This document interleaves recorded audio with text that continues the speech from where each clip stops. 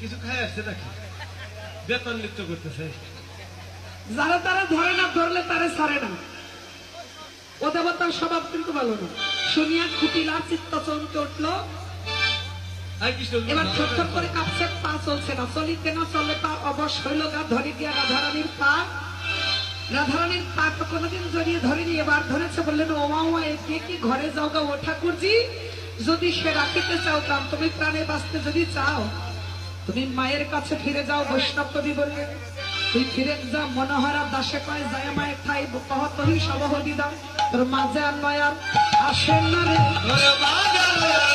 আসে না রে, মাঝে আর নয়ার আসেন না রে।